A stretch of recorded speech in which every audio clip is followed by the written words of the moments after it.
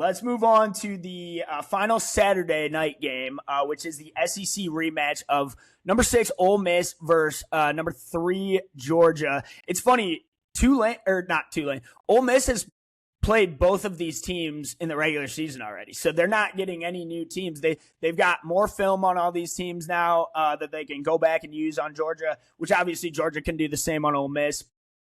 Spread in this one is 6.5, which I think is fair. Over under is 56. I think this could be the highest scoring game again. We obviously know what happened in the first game.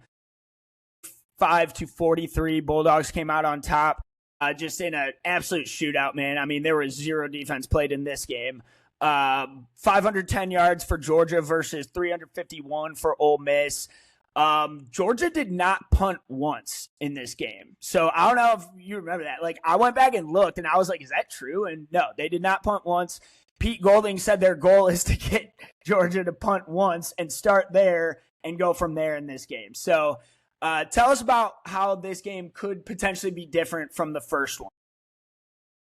Yeah, I think it's going to be interesting. I think Georgia's defense is playing a lot better than it did early on in the year. I mean, remember, like, the Tennessee game was an absolute shootout.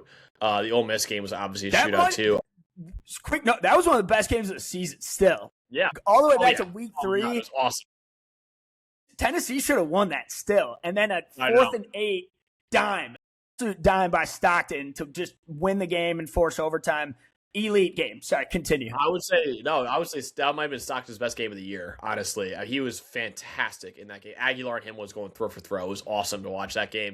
But I think Georgia's defense recently, if you look at what they've done, I mean, I believe it's 4 straight games where they've allowed 10 points or fewer, right, or something like that. So I think their defense. To your point, I put a note in front of me. So the first 7 games, including that Ole Miss game, Georgia allowed 21.7 points per game.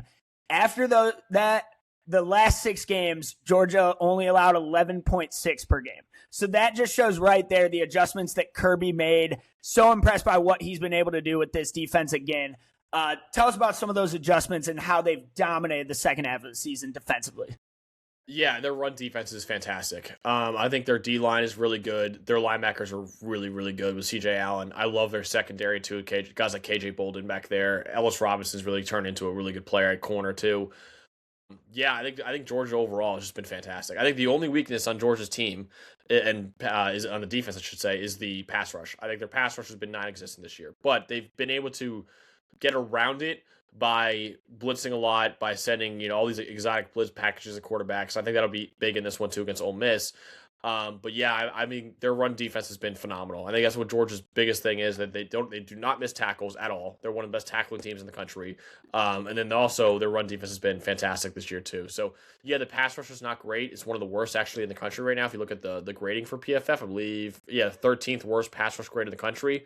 But the secondaries helped that out a lot. They've been able to blitz and help out that pass rush enough too. But yeah, this Georgia defense, man, like I said, it was 4 straight games now with 10 points allowed or fewer, which is, I mean, that's elite stuff right there. So I don't think it'll be as much of a shootout as the last game was, but I think this Georgia defense would be really good against Trinidad Chambliss once again. I'm with you. I also have a lower score in this one. I don't think we get as many points. I think Georgia has much more tape on Trinidad Chambliss now. That was one of his first games as a starter for Ole Miss, where he was great as a passer in that game until the fourth quarter. I believe Ole Miss opened up the game with 5 straight touchdown drives, and then 3 and outs in the fourth quarter, and that just ended the game. Like, Georgia just ran out the clock and won it. But Chambliss has still been impressive overall as a passer. I think if Ole Miss wants to win this game, I think they're going to have to run the ball. They could not get any run game going against Georgia last time, which was the opposite for the Bulldogs. Nate Frazier and Chauncey Bowens ran all over this team, along with Stockton has impressed me all season long, man. I mean, coming into the season, I did not think they were going to make the playoffs or be in this position, and he has just won me over. I believe 82 PFF grade, just taking what the defense gives him. In the run game, too, I think his biggest threat for Georgia's offense is his ability to pick up first downs with his legs and extend the play. On the other side of the line, we got Ole Miss's defense, which I would argue Ole Miss's defense is maybe the weakest link left in the playoffs, which I don't want to harp on that too much because they're an impressive team overall and they have earned the right to be here. But tell us why they struggled in the first matchup defensively, and what could they possibly change this time to have better luck against Georgia? Yeah, their run D in the first game was not very good. They allowed 226 yards, in that game. And then honestly, if you look at the numbers by the scheme, 100 of those 226 rushing yards came on inside zone. So that was something that the Ole Miss defense is not ready for. The D tackles, Xavier Harris and Will Eccles, both of them really struggled against Georgia. They allowed 5.6 yards per carry on inside zone. So I think that's the number one thing is that they're going to, I think Georgia with Kirby Smart, they're going to run Nate Frazier, who's a fantastic running back, by the way, true sophomore that the Bulldogs got. They're going to run inside zone until they can't, honestly, in this one. So I think Ole Miss has got to be ready for inside zone in this game. And I think that's a big reason why they had so much success offensively was because that, on inside zone and also Gunnar Stockton on the perimeter to his receivers were really, really good. I think that those two things right there are going to be huge for Georgia once again in this game.